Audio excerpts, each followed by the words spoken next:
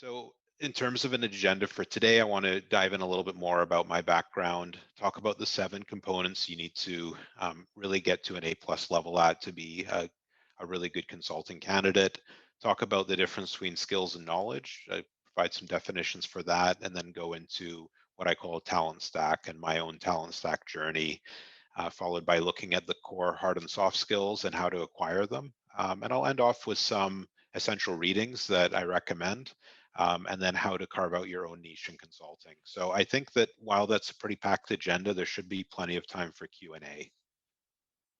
So a little bit about me. I previously worked as a senior consultant at KPMG in the Vancouver office. I was a member of both their IT advisory and operations service lines. So I worked on projects in Asia, in North America, both in Canada and the United States. And it was really varying between everything from change management strategy to IT implementation to data analysis. So it ran the gamut and across different industries as well, such as mining and natural resources, healthcare, public sector, higher education. So it was a great 3 years, a lot of hard work, and a lot that I gained out of it. My niche is business technology, so I specialize in agile and automation and process improvement. So my current role at Coast Capital Savings is to lead the robotic process automation practice. So that really is taking processes that people do on a daily basis that are logic based and automating them so our staff can work more on higher value activities where they're actually working face to face with our members. So in addition to Coast Capital, I have worked at HSBC when I finished my MBA as a business analyst lead. So I have developed like a subject matter expertise in financial services. So I did my MBA at UVic, and I previously, everything started at UBC with me when I did my Bachelor of Political Science. I really am passionate about helping people that are interested in a career in consulting. So I have a lot of experience interviewing Big Four consultant and senior consultant candidates. I've hired a number of them, and I do coach both aspiring management consultants as an independent coach, and I also mentor with UBC BizTech and Computer Science Tri-Mentorship Program. So speaking of the 7 components, a lot of the times I get asked like, okay, well, what makes a great consulting candidate? Because it's highly competitive, especially in this marketplace. While the economy is recovering nicely and firms are starting to hire again, now more than ever, people are interested in a role in professional services. So you have to be great at networking. You need to really, people will open doors for you if you make the right connections. When it comes to your documentation, you need to have a really strong usually one-page resume, and you need a cover letter that speaks to why consulting, and why that firm. Your LinkedIn profile is important. I would say, though, that it's not quite as important as the documentation as of 2021. So consulting firms are really focused on that resume and cover letter, but you need to make sure it's congruent with what you're presenting, both in those documents and in your interviews. And of course, there's the fit and case analysis interviews, like being able to understand what frameworks to use in a case, how to solve it, how to provide recommendations, and then how to navigate those behavioral interview questions. But there's also core consulting skills, and that's what we're going to focus on in terms of diving into what you need to do of these 7 components to make sure that you're A+ in the core skills area. So I'll start with defining different types of skills and knowledge. So people throw out the term industry knowledge, soft skills, hard skills. The way I look at it, soft skills are non-technical skills. So it's how you relate to people, how you look at problems, how you diagnose situations, how you work with clients. Hard skills are developed through training usually, and that's done, it could be at UBC, it could be a BCIT, it could be online, or something that you develop outside on your own through a project. And then industry knowledge is more contextual information that allows you to leverage both of those soft and hard skill sets. So a good example of that is where I came from financial services. I joined KPMG. I worked on a whole host of projects, and not one of them was financial services, but I was able to transfer my skills and make sure that I was able to deliver properly and make sure clients that I I met the needs of our clients, and then I exited for financial services again. So industry knowledge is important. I would, though, put a lot more emphasis on developing your soft and hard skills, because that knowledge in industry will develop by just being a consultant and being exposed to different types of projects. Couple quotes on skills to put in perspective. I feel there's a lot of emphasis on hard skills, and while I definitely have made that one of my points of emphasis in my career, I have a number of certifications, and I'm always looking to make sure that I'm staying on the cutting edge of automation. Soft skills are still quite a bit discounted. So one Big Four partner said to me that, when I was talking to him about my previous experience and I was just joining the firm, he said, hard skills make you qualified for consulting. Soft skills help you break into consulting. So yes, on a resume, like hard skills are things that firms look at, but ultimately you could have someone that has all the certifications in the world, but if they don't have those people skills, if they don't know how to read situations, then they're not going to be a good fit. They will not be able to be put in front of a client. So Amit Kalandri says, schooling doesn't assure employment, but skill does. And while I've gone the school route, I did a BA and MBA. Definitely, I've found that when it comes to what I want to work on now, it's not about having more letters behind my name. It's about making sure that I'm just honing the skills that I have a fundamental base in already. And then Peggy Klaus says soft skills get little respect, but they will make or break your career. And I've seen a number of people who were total whizzes with data, or they were extremely intelligent, but they just didn't have that ability to work with people, and that really led them to either their career plateauing, or they had to find a different line of work that was more aligned with their skills. And then our good friend Albert Einstein says, once you stop learning, you start dying. And really, the idea of continuous learning is very important if you want to be either an internal or external consultant. I was told by a mentor that with your MBA degree, after 10 years, all the ink on it is gone, and it's just a piece of paper, because the information and the context of industries and the skills you need, it changes quite rapidly, and now faster than ever. So if you don't continue to learn, then your degree, be it a BCom, an MBA, won't be that useful after time. If you continue to maintain your knowledge, and both on the soft and hard skill front, then that degree will continue to have relevance and value. So I mentioned talent stack, and what a talent stack is basically just skills that you're building that are seemingly unrelated, but when you put them together, it gives you a powerful edge over other candidates. It allows you to be specialized.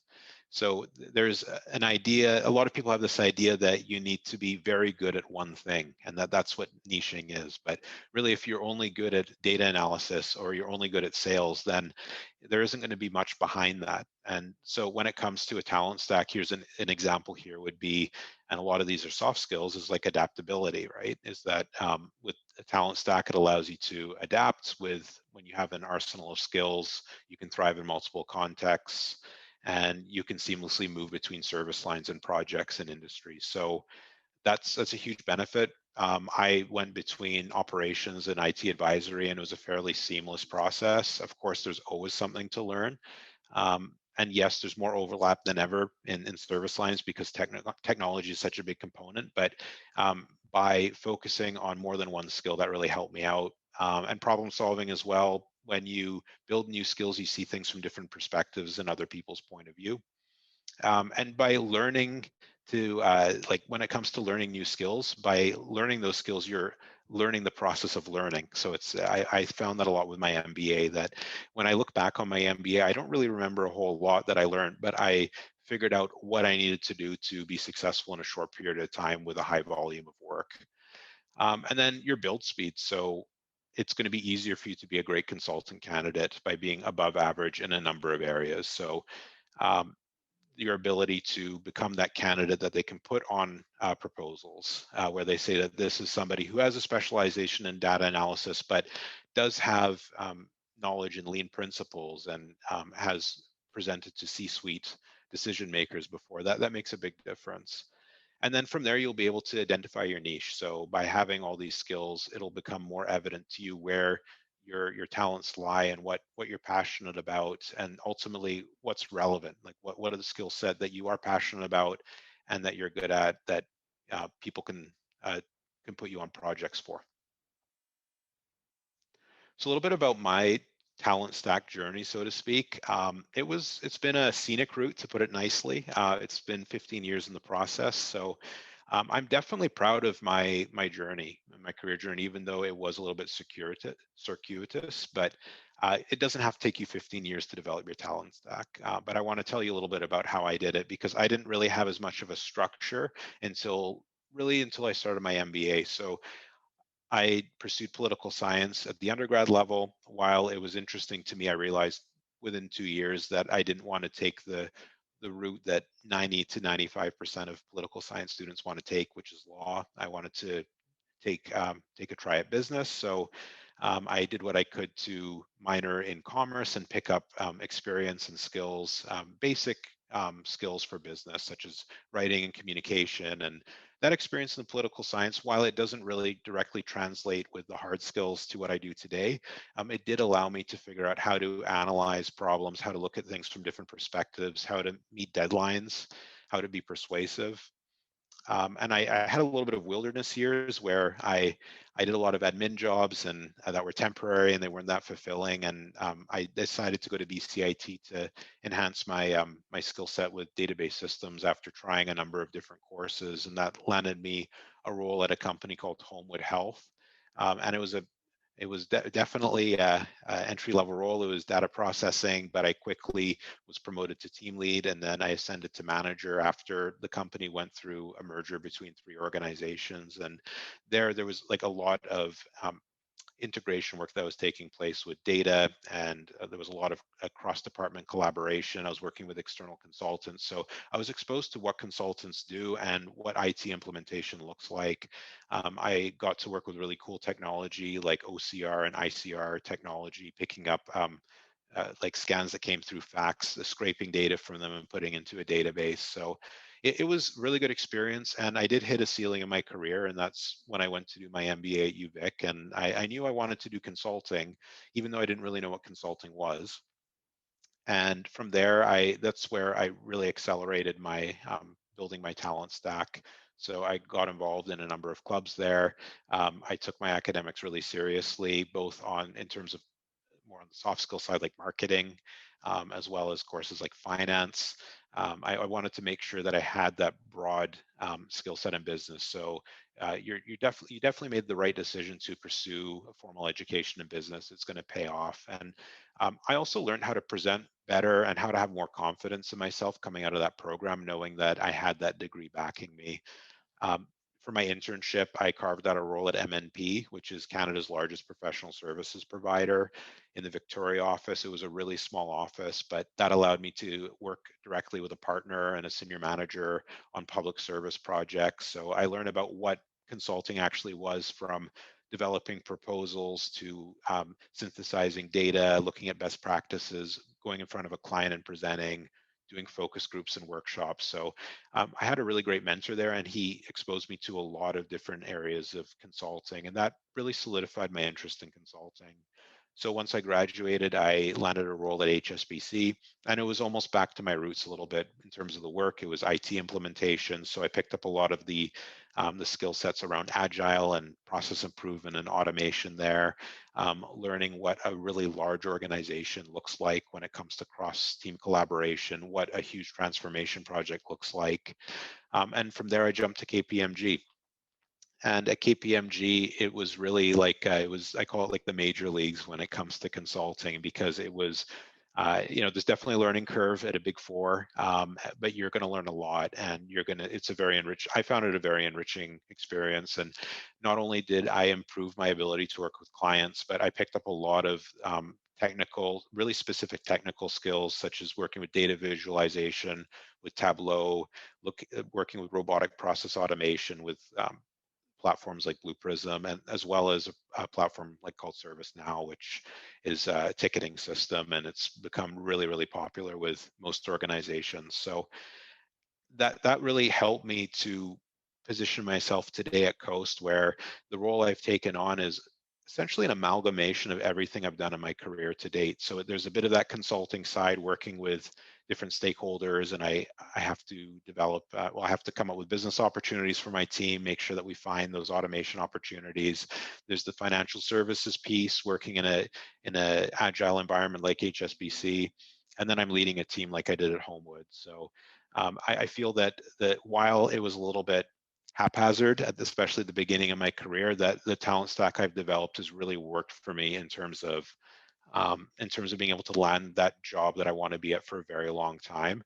And I had to reverse engineer exactly how I did it. So I want to go into what my talent stack looks like today. So there's the agile piece, which I've done through certifications and work. There's the automation piece as well. So that was through work experience. I've picked up a lot of communication skills when it comes to working with both up to C-suite level managers to frontline employees. So that was a lifelong process, and I've had education around it. And I'm someone who's very open to feedback, because I think that's the only way one is going to improve, is to hear honest opinions that come from a good place. I've picked up leadership skills, and I think the MBA did help with that, along with the management positions I've had. And then just being involved in the community has been helpful as well for that. Uh, Data analytics has been a big part of what I did at KPMG, and I don't do it quite as much now at Coast, but it is something that's really come in handy when it comes to understanding data and questioning insights and understanding where insights come from. I'm fairly adaptable at this point based on the different roles I've had and projects and industries I've worked in. I have that background in financial services, though. I consider myself a subject matter expert at this point in that area. And I can also problem solve through both in terms of the qualitative side, going through logic like practical problem solving, knowing how to standardize processes, but also looking at problem solving with actual data itself. So I have a coach at work, which is great, like a mentor who is a lean practitioner. And so that's been an area of my talent stack that has really come along only in the last, I would say, 6 to 8 months. That I did have a base, but I've brought it up to that above average level now. And there are other areas that I haven't included here, such as design thinking with PowerPoint decks. I was quite a bit below average for a while, but I've built that up as well. So when it comes to defining your talent stack, you're probably not going to be able to come up with everything, but you want to look for like between 5 and 10 areas that you want to be working on a continual basis. So when I refer to core hard skills, I'm referring to data analytics as one of them. So that separates into three components. There's the data management piece, where you store your data. So that's either with SQL Server, Oracle, MySQL. There's the data cleansing piece. So how are you actually wrangling that data to make use of it? So tools such as advanced Excel. Alteryx is a tool that a lot of consulting firms use. I haven't seen it as much in industry, as well as Python and R, which are definitely more sophisticated. So being able to take the data that's in a repository and like actually getting insights from it, and then being able to visualize it, because there's one thing to have a spreadsheet and send it to C-suite, and it's another thing to provide them with graphs and charts that are interactive and they can drill down. That's what decision makers are looking for these days from consultants. And then there are, of course, the tried and true PowerPoint and Excel. So they both have hotkey functionality, and I would suggest that your goal should be to put together PowerPoints and Excel with no mouse clicks or no mouse movement. Now, I haven't got to that point, so I'm not saying you have to get to that A+ level, but that's the aspirational goal. So the best consultants I worked with, they were quite fluent in those hotkeys, and they'll save you a lot of time. And if, even if you don't get to that A+ level with hotkeys, if you are able to get to a really solid level with pivot tables in Excel, then that's also going to be an area that really helps you out. In terms of building hard skill sets, so it's similar to soft skill sets in a lot of cases. You want to be proactive, raise your hand when there's an opportunity. Tell people, because people aren't mind readers, tell your performance manager what you're interested in learning, what you want to develop. And you want to find mentors both inside your organization and outside that really know their stuff. You can take courses, so I found that particularly helpful. I've taken certification at MIT online, and so the ability to get that broad understanding as a consultant from courses can really help. And this is one that I haven't done, but I've seen other people do, is start a side project. If something really interests you, a particular area, then that's go and delve into it. Make an app, perhaps, if that's something you're interested in, or come up with a way to analyze data from the web in a certain area. If you're interested in sports, scrape data from TSN or from NFL.com and glean insights from it. And it's not necessary, if you can make money from it, great, but it's more you can show on your resume and you can demonstrate to employers and prospective hiring managers that not only do you understand concepts, but you're able to apply them, and not just apply them based on what a course has, but something practical outside of work too. It shows a lot of initiative. In terms of core soft skills, so the first one that comes to mind that a lot of people wouldn't associate with consulting is sales. So when you're a consultant, you're constantly selling. So if you're not selling a project or like a proposal to a client, you have to sell yourself not only to the clients as a competent consultant, but you have to sell yourself to your manager and your partner as someone that they actually want to put on engagements, someone that they can trust. And so being able to understand the value, your value proposition, and how it relates to what they want to accomplish is critical. Being able to understand people as well through emotional intelligence. So basically, emotional intelligence is being empathetic, seeing things from other people's perspectives, listening to how people feel about things and taking that into account.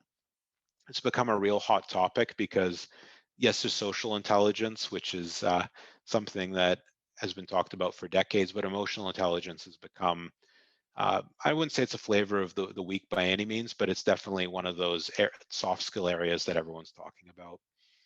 Um, Learn how to communicate succinctly in client-friendly language. So that's both written and verbal. So it's if you can say something in 5 words rather than 10 words, it's probably better to do it in 5 words. Your ability to problem solve, so seeing things through multiple lenses, using root cause analysis, practical problem solving. It doesn't matter if you're in change management or if you're in IT advisory, that skill set's super important.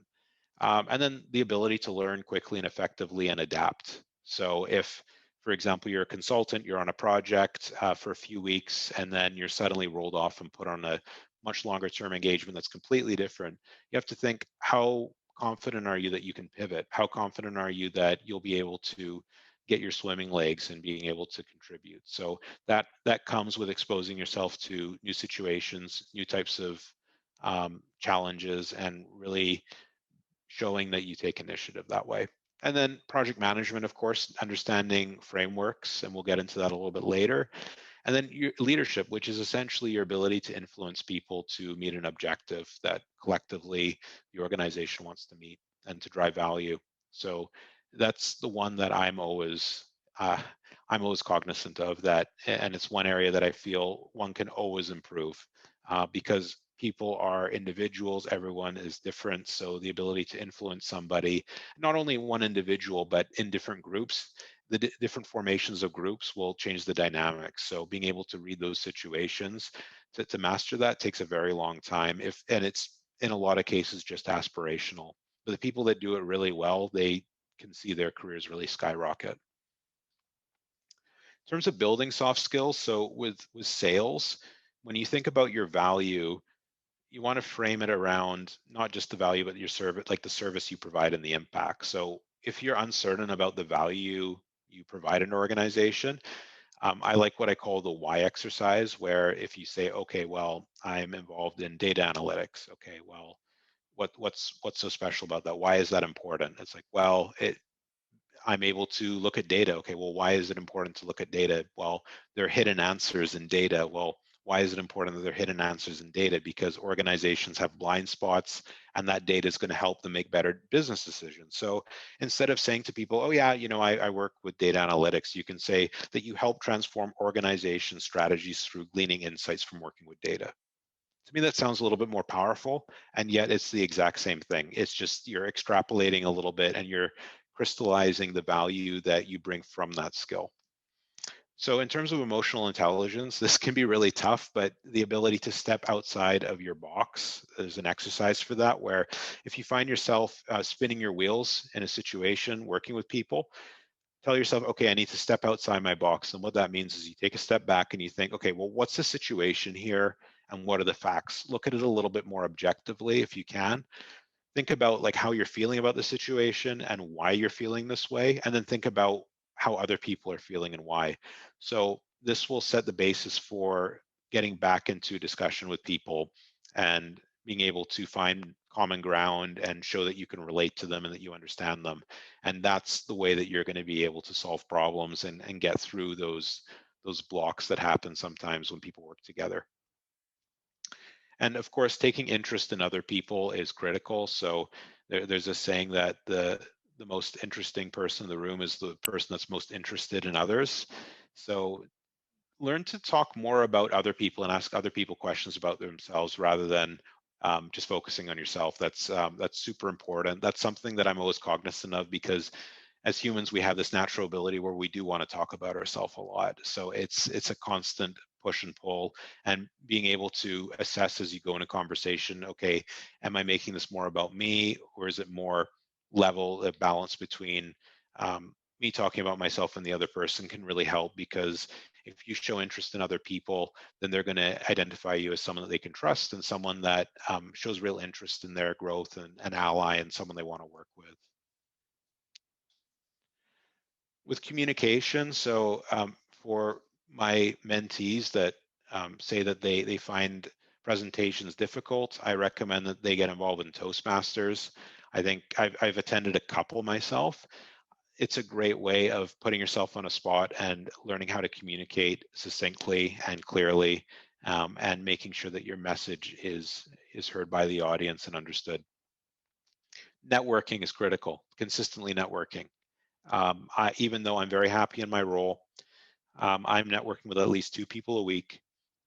It's either people, they're people in my network, and I want to thaw cold connections or maintain connections. And I'm also reaching out to other people in the automation space and consulting because I want to learn as much as possible from other people. I want to be in a position where I can help other people as well, because a great network is your net worth really, when it comes to your career. If I lost my job tomorrow, the first thing I would do would not be to go to Indeed.ca, although I would. It would be to start picking up the phone, talking to my colleagues about what opportunities are out there, where they think I could potentially fit in their organization. And then always, if you're not sure about what you've heard from people, is just confirm it. If it's unclear to you, just summarize it. Say, okay, from what I'm hearing, it sounds like you're telling me X. And I found that really helpful, when especially when people have different communication styles compared to mine. And then taking a business writing course, if you find that you're not able to synthesize your message in short form, either in terms of reports or emails, that's something that I've looked into and that I've picked up from one of my favorite authors. He's talked about the key learnings from business writing courses, so definitely helpful.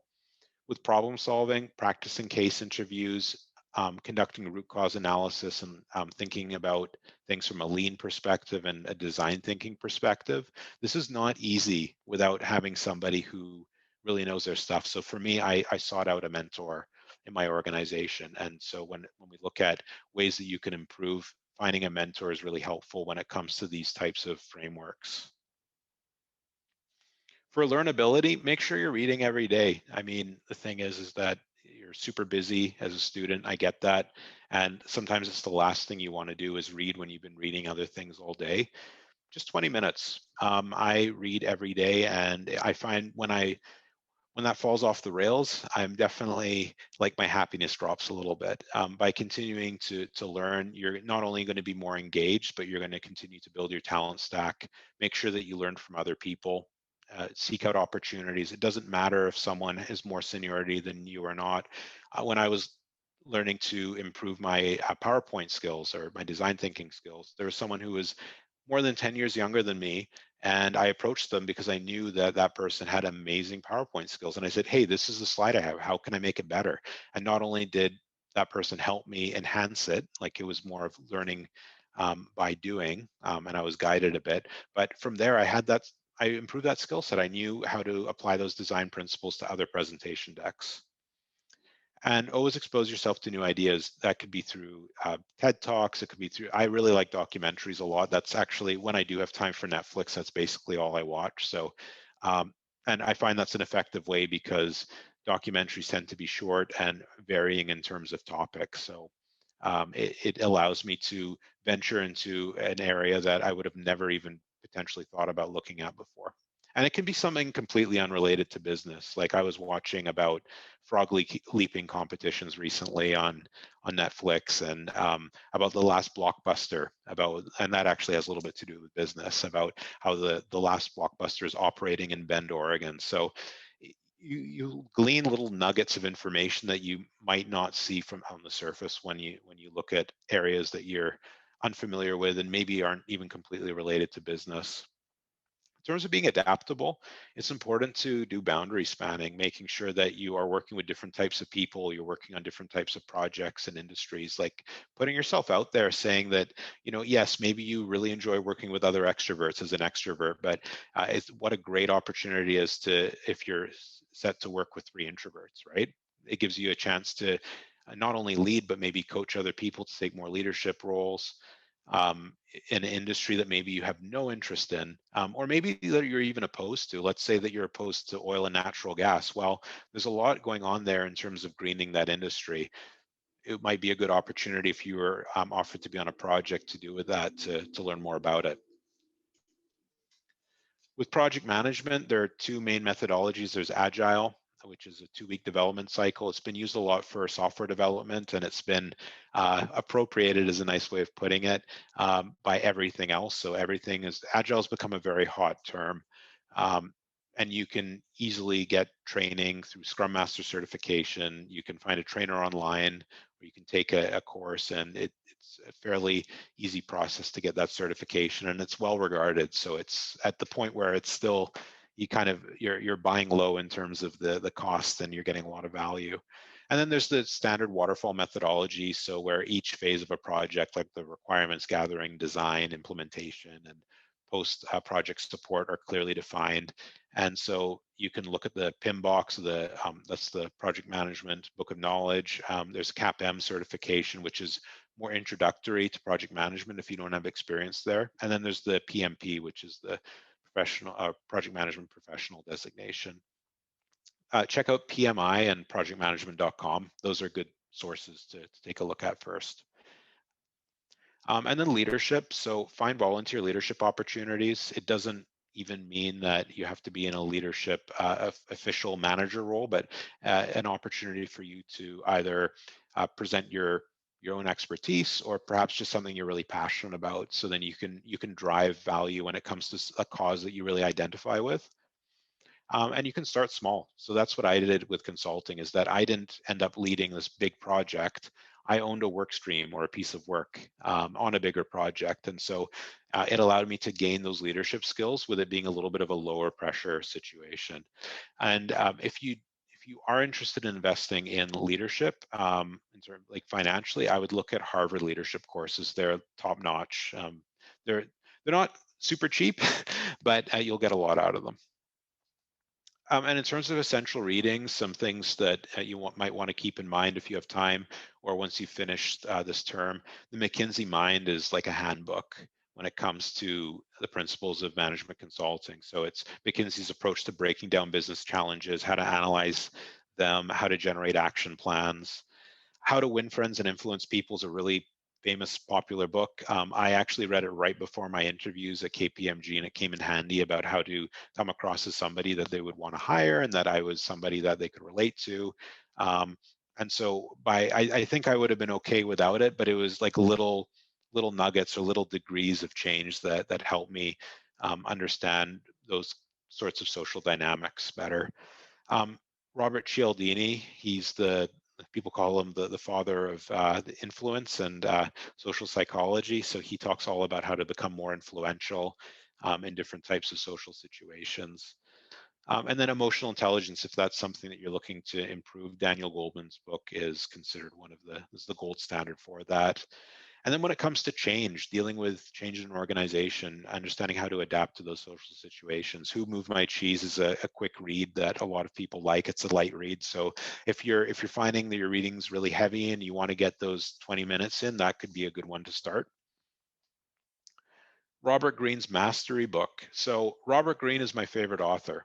I would pay $1,000 for each of his books. That's how much value there is. He intends to write a 200-page book, and it ends up being 600 pages. And after I finish every chapter, I almost feel bad because there's just so much information there, and I feel that I can't retain all of it. It's just there's so much wisdom. And this book, Mastery, he talks about how to become excellent in your craft. And he takes a very different perspective than your typical business book. He tends to incorporate psychology and history. And so it leads to a really fascinating read. Yeah, I can't say enough good things about Robert Greene. There's the 7 Habits of Highly Effective People. So that's how you effectively figure out attaining your goals, aligning to your purpose. If you're interested in learning more about design thinking, Harvard Business Review has a book on that, which is a good starting point for it. Simon Sinek is well, he's all over social media. You might have heard of him. And so he has a book called Start with the Why. So understanding your why, what's your value, what are your values and what's your value proposition? Like, why do you do things? Starting with that and then figuring out what and how to do them. And then my last book recommendation here is Mindful Leadership. So that's by Maria Gonzalez. And so how to influence people through self-awareness and leading without ego and putting collective interests over your own. So being able to navigate situations at work when it comes to making sure that you are working with that you're working effectively with different types of stakeholders and taking into account the kind of person you are and just the social dynamic and emotional intelligence side of the situation. So I want to end with identifying your niche. I brought this up at the beginning of the presentation. So where your niche lies is right in this Venn diagram in the middle. So your niche is what can you do? So what are you capable of doing? And what do you like to do, right? So like what activities do you do when it's 1 p.m. and you get really involved and you look at the clock and you're like, oh, it's 7 p.m. I haven't had dinner yet and it's been 6 hours. So for me, that was data analysis. At KPMG, I got really into that. That was my niche there. Although it's changed a bit since, it's evolved. So your niche doesn't even necessarily have to be static that way. So it can be fluid and it can change over time. And then what will people pay for, right? And the fact is, if there's something you're doing at work and consulting, then people are paying for it and it's in demand. So as long as it's a service that consulting firms offer and clients are willing to pay for, then you only really need to worry about those first 2 spheres I mentioned. And this is not something that you can force, right? So this is something that you'll determine and figure out more once you continue to deepen and broaden your talent stack, continuing to experiment, exposing yourself to new ideas and people, and identifying industries and researching. And so you'll begin to identify that niche. It'll come to fruition. It'll crystallize. It just takes time, and so you can speed it up in the sense of doing the right things, but you can't really put a deadline on it. It's not like delivering a project that way. And so you have to enjoy the process, right? So you have to know that there will be a destination you arrive at, but even when you arrive at that niche, it's sort of just the beginning of a new journey. So over time, I've been much more accepting of the fact that I might not know my exact niche all the time, and it's going to change. So I hope you found this presentation helpful. If you want to connect with me on LinkedIn, I'm happy to connect. Always happy to have one-on-one chats with students that want to learn more about consulting or want a resume review or a cover letter review. So feel free to add me on LinkedIn and send me a message if you want to connect. And with that, I will open up the floor for questions. Thank you so much, Phil. And just as Rod has just done, please raise your hand and we'll get to you as quickly as possible. Why don't you go ahead, Rod? Oh, yeah, great. Thank you. Well, thank you so much, Phil, for this wonderful presentation. Thanks so much, Alan. I really enjoyed the concept of the talent stack. And I know you talked about it in the context of developing it through different roles along a career. I'm curious, since most of us, let's say we all get into some consulting firm, what would your advice be around developing our talent stack while within a firm, insofar as what type of projects to take on, or what lens should we put on when we're looking at how to navigate our time inside a consulting firm? So when you join a consulting firm, you'll be provided a performance manager. And that's, in my case, it was a partner. I was very fortunate that way, but usually it won't be. It'll be a senior manager or director, and you'll also have a partner that you can speak with. Depending on the size of the service line, you may or may not have a lot of face time with that partner.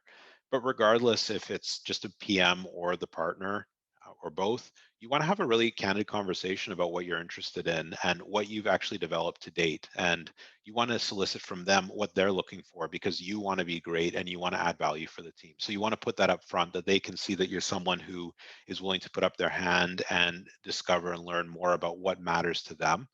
So it's really about putting the spotlight on them, making sure that you show that you're demonstrating that you're not just going to focus on one thing because you're completely interested in it, but you want to make sure that you gain skills in the process while doing good work. And so asking questions like, what does a good consultant look like to a partner? Saying like, what has, on this type of project, what has been helpful for other consultants? Like what kind of skills do they have to develop? What worked well, what didn't? So by going through those questions, you're going to put yourself in the 90th percentile when it comes to new consultants. A lot of people, and I didn't really do this when I started at KPMG. I heard of someone else doing it, and I got that idea, and I started doing it myself. And I found that when it came to projects, it was really impactful, because then it set myself on the right footing with the project manager and with my performance manager that would work with that project manager on how I was doing. And then just have as many coffee chats as you can with people there. Learn about their career path and why they've ended up as a senior manager or director, like what they had to do, what they focused on. So I think the more you interact and have those candid conversations that you want to learn with different people in the organization, you're going to quickly identify many paths you could take. And when it comes to certain projects, a lot of the time it's about raising your hand, being a yes person from the get-go. You might not have a lot of control over what your first few projects are. You're probably not going to be presented 3 or 4 options. You'll be told, you might be on the bench, which means that you'll be doing business development work and you're waiting for a project. Ideally, you start like I did, and I was put on a full-time engagement. I was told it was a data classification project. And that it was highly sensitive, and that there would be a lot of opportunity for me to apply my data analysis skills. So I went with it. And at the same time, after a while, I realized that it wasn't serving me as much as it was before. So I made a point of networking with people in the firm to get on other proposals. So then I could eventually start rolling off slowly on that project without rocking the boat, so to speak. Because you don't want to just abandon projects, because you'll definitely burn bridges that way. But I would say just expose yourself to what's available to begin with, because then it'll start narrowing down quite quickly. It'll still be broad, but it'll narrow down at least one path or a few paths that you can continue to explore. Thank you so much. Rohan, would you like to unmute? Thanks, Alan. Phil, I was really excited when you were telling repeatedly about your data analysis interest, because I'm from the same background. One of the things that I would like to clarify is the project management skills, because in my experience, I have never had the project management side of things. So how important is it, or what are the skills from the project management should be applied in the consulting field? That is something I could not understand. Yeah, it's vital to understand what an end-to-end project looks like. For me, I came in with very little project management experience at HSBC. I had some from my pre-MBA days. I joined an organization that was leading its first transformation effort with Agile in the country ever. So everyone was pretty brand new. And yes, I got Agile training from a consulting firm that was brought in, and we had activities, but I wanted to really demonstrate that I was really interested in learning about that methodology. So out of pocket, I went and I got my Scrum Master certification. Hopefully you're in a position where the company will just pay for it. But that was what I did. So you have the opportunity to really set yourself up ahead of a lot of other people that are just starting consulting by taking that kind of initiative. And understanding, like for example, I'm in the IT space, understanding what it means to identify an opportunity, to requirements gathering, clarifying, being able to create requirements that both the business side and developers can understand how to design a solution, implement it, and then what we call in consulting hypercare. So seeing it through after beyond the implementation into production. So the project management will differ a little bit based on service line, but the concepts, like there are definitely some universal concepts about how to engage the client initially, how to have those broad strategic conversations with C-suite, and then knowing how to identify SMEs and gather information, understanding what's relevant, what isn't, asking the right questions, how to, like what modalities you would use to collect information. So absolutely, it's something that you should focus on if it's an area that you haven't been exposed to. Sure. Thanks, Alan. Thanks, Phil. Thank you so much, Rohan. Doris, would you like to unmute? Sure, thank you. Just out of curiosity, Phil, what made you leave KPMG? I got an offer I couldn't refuse. And in addition to that, I mean, I really enjoyed my time at HSBC in financial services. I really enjoyed automation work. There wasn't a whole lot of work in financial services at KPMG. And the automation work, I had some experience there, but I wanted to work on bigger projects to do with it. And so I was approached by a recruiter who had this opportunity where not only could I do those things, but lead a team. Coast Capital Savings is consistently in the top 100 companies to work for in BC. So I knew I was landing with a great organization. There was no doubt there. And I just had a really great feeling when I met my director the first time and another person I worked with, where they actually showed me around the office and they showed me what they could in terms of their automation approach. And I got to meet one of the developers. So that was a big thing for me too, because if you think about it, when you hire somebody or you get hired by a firm, it's like a huge leap of faith, like that you only spend an hour with somebody and you have to make a decision that you're going to spend more time potentially than you would with your family every day.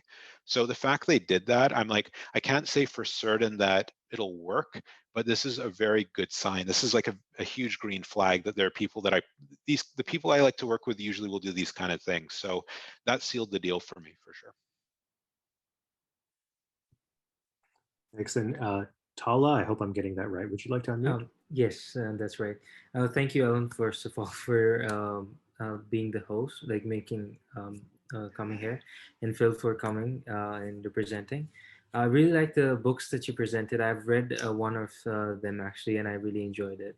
I had a question in regards to project management, but I believe you clarified that while answering Rohan's question. I wanted to know, like, I am a Master of Management student at Sauder, and I've attended networking sessions every now and then along the way.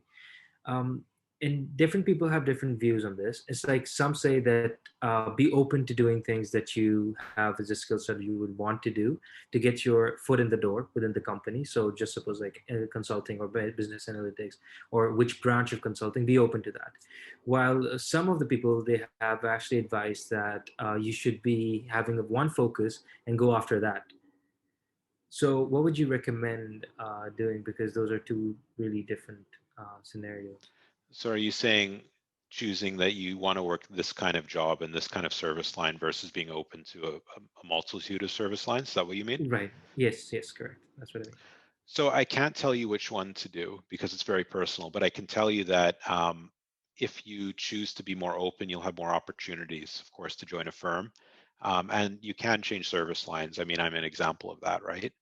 But to do that, it isn't like you should, let's say you want to do, I don't know, IT advisory and you get a job in change management. You don't show up in second project, you move to IT advisory. You have to build a lot of capital with the people that you're working for. You have to deliver for them. And then you need to build connections with other teams and somehow get on a project with them or find some capacity to help them with, let's say, a proposal for a project. And that's what I did, is I got on projects with IT advisory. I helped them with their, sit up to 2, 3 in the morning, sometimes working on proposals. Like I put in the work to transfer, and it wasn't easy. It's still, you do burn a bit of capital with people that way. Like, you know, the capital you've built for a while to make that move. But I did it in a way where ultimately I was still on good terms with everybody.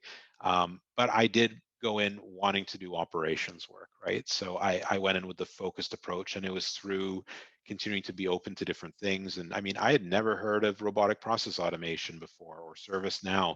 When I was told about robotic process automation, the first thing that came to mind was like a car plant in Detroit, you know, with all those moving machine arms. And ServiceNow, I had no idea what that meant. So, but I was curious. I said, okay, tell me a little bit more about RPA. Tell me a little bit more about ServiceNow. And I said, okay, those things sound pretty cool. I'd like to learn about them. I think I can. And I know that companies are willing to pay for this. And so it wasn't an intentional like plan when I joined the firm that in 2 years I was going to make that move. So if you choose to, if you really want to get into a consulting firm and it's not exactly what you're hoping to do, then just be prepared to put in a good year before you transfer to an area that you do want to work in, and there's no guarantee you can. Thank you. Thanks, Phil. And I'd just like to let everyone know we're approaching 7 p.m. I'd like to take a photo of the group if that's possible. So if you want to show your beautiful teeth, please turn on the camera and let's see them all with a big smile. If not, this is probably your chance to turn off the video. Okay, Caleb, please take it away. You've been waiting for some time. Yeah, thanks so much. Phil, that was great. I really loved how tangible the presentation was and the recommendations. I'm just wondering, for those of us who don't come from a traditional business background, if you have any recommendations for like skill translation or like something in that realm. Yeah, so I've worked with mentees where they came from quite different backgrounds, like science, engineering. And the great thing is that different backgrounds, a lot of it has to do with problem solving. Like there's so many transferable skills around problem solving and standardization of work. So if one has worked on a project, let's say in science, that had to do with making a process better, and it seems like it has nothing to do with, let's say, going into a financial services organization and improving their process, but it's the mindset and the ability to think outside the box and to have the mindset of improvement. I think like consulting firms are looking for a few things. They're looking for someone that can lead for sure, but they're also looking for someone who can follow and collaborate really well. And they're looking for those problem solving skills. So if you can identify where you've taken leadership on, where you've collaborated really well with a team, where you've been able to problem solve, and where you've been entrepreneurial, where you've shown that you don't just clock in and out, that you think you go above and beyond. Maybe you started something at the company that didn't exactly have to do with your role. Like one person at KPMG, he created like a networking group where it became huge. Like like people from different organizations came together. We had really interesting guest speakers, like from the Vancouver Canucks to someone that was in the cryptocurrency space. And that's how he stood out, and he did really well in his career by like carving out a niche that way. So showing that you can add more value than what the job description shows. So, and I think those 4 things can be pretty much taken from any other industry aside from consulting. It takes time to really go over and audit your experience, and just have, like, what I like to do is have 2 columns and just put bullet points against everything that I've done and all the tasks with accomplishments, and then having those 4 things in mind, and then just saying, okay, how do I match each of these to at least one of these categories? Thank you, Phil. If you wish, I would like to take a photo of the entire group. I do like to do this. So if possible, please turn on your video if you're comfortable with this. Okay, so backwards from 3. 3, 2, 1. Okay, I think we're good. Awesome. Wonderful. So I have one question, and I know we're on 7 o'clock, but I think it is germane to all of the PMBAs and all of the undergrads, and it's about your circuitous route. You were on the inside, Phil. You're with KPMG. You were with MNP. What does that look like as far as people observing you and your abilities in the firms. And is that common, or is everyone on that perfectly linear trajectory from birth to university to partner? No, that's the thing, is that I was not an outlier, really. Like, of course, there are like a number of people that they did their BCom and they did this amazing internship and they did this amazing project outside of school and they entered the firm at 22 years old, right? And they've done really well, and they're people that I admire and that I stay in touch with. But there were a lot of people that went into engineering, or like there was one person that was in biology there, and then myself, I was in humanities, right? Which is a real departure from what consulting firms are looking for. But we did the right things to gain skills by leveling up our education with something like an MBA, and then being able to translate those skills. So looking at like, okay, what consulting skills did we have in previous roles? And then once you're in there, there's really not a lot of distinction. Like, people don't really say, wow, I can't believe, like, what are you doing here in this firm? Like, with your background. If anything, it makes you more interesting and it gives you talking points. You're able to tell people a little bit more about yourself, and you're less cookie cutter in a way. Not that there's anything wrong with doing a BCom and getting right into commerce. I think it's an amazing route. But if you don't happen to take that route, you can definitely leverage your circuitous route and make it scenic for other people. Excellent. Okay, thank you so much. So everyone, thank you for coming out tonight. I hope we can thank Phil. I'm not going to clap loudly, but please, however you can. I always love hearing Phil talk, so this is a really wonderful gift. And also, in addition to that, please look out for our website, ubcsmcc.com. We will be putting this talk there, so you will be able to get it. And Phil tells me that we will be able to get a copy of the presentation. So that's an extra special bonus for us. So thank you for coming. Also, tomorrow we're having another presentation at 7. It's about design thinking, and a Deloitte consultant named Jonathan Savidant will be here. So please join us again. And it's my pleasure to host you, and I hope to see all of you and bring your friends as well. So thank you so much. Thanks for attending, everyone. Bye. Thanks so much, guys. Take care.